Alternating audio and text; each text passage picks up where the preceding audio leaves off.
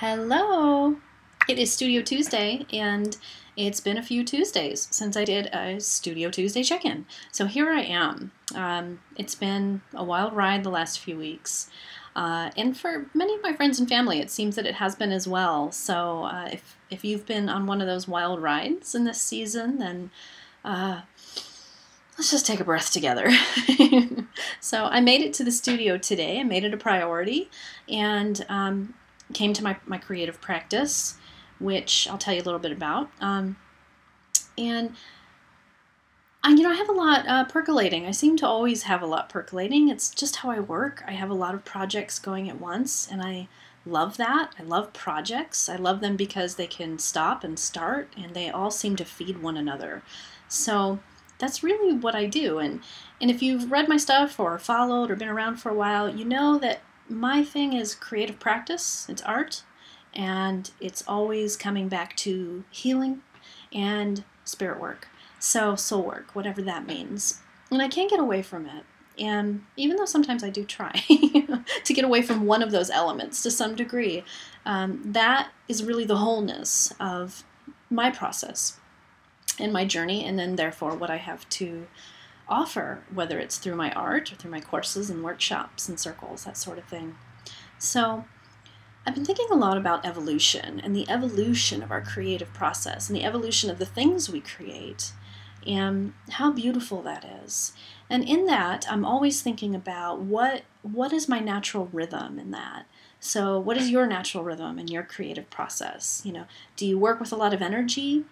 Is your creative practice more of a slower pace? It's something that's more like therapeutic or cathartic. Mine is a little bit of both, and it depends. But as I've been thinking about evolution and rhythm in our creative process and the evolution of our projects, I wanted to offer to you today something that we're doing in Relate this year. It's just a little thing, and you can apply it to any creative process or practice that you are journeying through or growing from and with in your life. And it's simply a breath rhythm. The design of Relate this year is a 28-day online contemplative creative women's circle. So it's a 28-day daily practice. But the core elements of it, after the first few introduction days, are on a 3-day rhythm. And that 3-day rhythm is a metaphor for breath. And the first day is an inhale, the second day is an exhale, and the third day is a pause. And so the first day with the inhale is the one with the most content, the most sort of heady content, the things to think about, to contemplate, to reflect upon, and orient to consciously with our thoughts. The second day is the exhale. So this is really about our response or our creative expression that's been obviously from and influenced and impressed by that inhale. So the inhale and then the exhale. And then the third day is a pause. And in the breath cycle, the pause is something we often forget is there, that we neglect. And I find in my own creative process, it can be something that we often neglect as well, but is absolutely crucial. That space. It allows ourselves to recharge and re-energize and prepare to receive the next inhale, whatever that looks like. So I hope that's a metaphor that can work for you. I'm particularly finding it very helpful this year, and I'm super happy to be sharing it with the women in Relate, and it seems the response from them seems to be really juicy too. So the breath rhythm. How in your creative process is there a breath rhythm? And are you allowing that pause? Are you honoring that pause? Don't mistake the pause for laziness or procrastination. Sometimes those things are a reality, absolutely. They can be our shadows. But oftentimes the pause is just absolutely an essential part of a really healing and healthy and aware creative process. So what does that breath rhythm look like for you in your creative process? So that's what I'm working with. And right now in the studio, I'm actually working on a prayer painting for in honor of the women that are in Relate this year. We have 26, I keep saying 25, but it's actually 26 women from around the world. And I gave them the opportunity to offer a verbal prayer if they wanted to. And like my previous prayer paintings in the past, I've laid their prayers onto the paper that I'm painting on, and now I'm creating a painting over top. And it feels really good to be back in my prayer painting process that way. I still am looking for the articulation for this contemplative painting work that I do, even though I've been doing it now going on 3 years. And it was an evolution. The prayer painting practice I keep was an evolution of my own journey of education and soul work that led me to Fearless Painting with 30 Footprint Studio. And from my work with Fearless Painting evolved my own natural response, which is what I now call my prayer painting or my contemplative art practice. And so there again, there's that evolution. But this prayer painting process is it's like coming home for me, to my soul. It's something that's out beyond product. It's out beyond quantity, and even beyond quality, as far as an aesthetic judgment might be placed upon it and measurement. It really is. It's about the process, but it's about more than the process.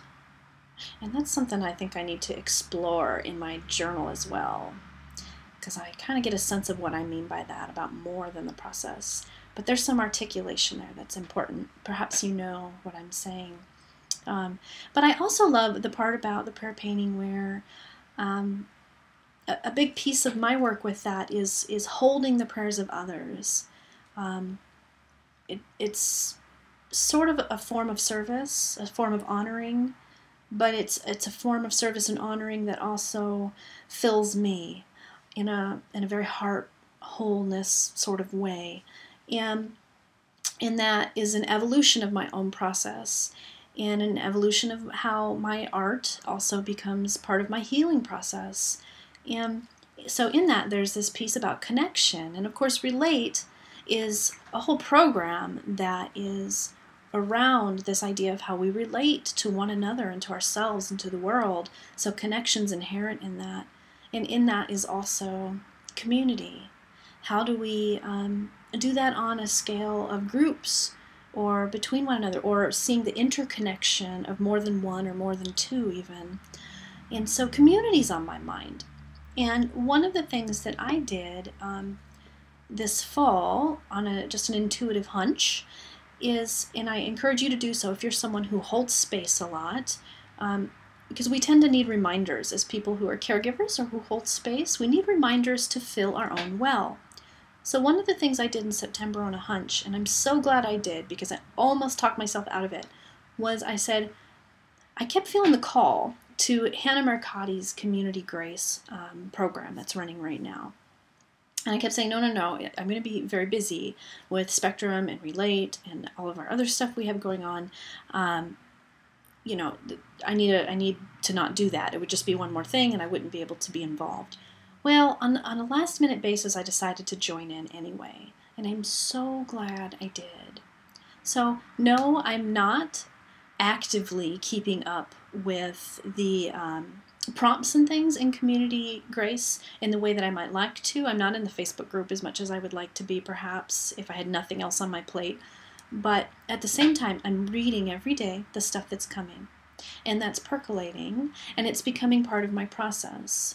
And what it's really doing for me in this time that I'm holding space for other women in their creative practice is that it is holding space for me and keeping me really centered on my vision of how I want to feel as a facilitator or a space holder, and how I want others to feel who I'm inviting into this sort of contemplative creative work.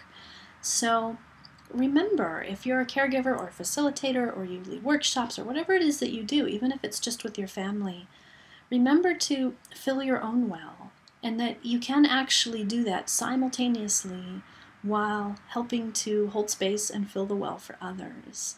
There can be a rhythm there that feeds it. because I'm really finding that that community grace piece is helping to fuel me for my program Relate. So I'll share more about community grace on the blog soon, and more about all of this really. But the take home for today, for me, is a real gratitude for this breath rhythm, and I invite you to see how that might relate to you and your process. All right, talk to you next week.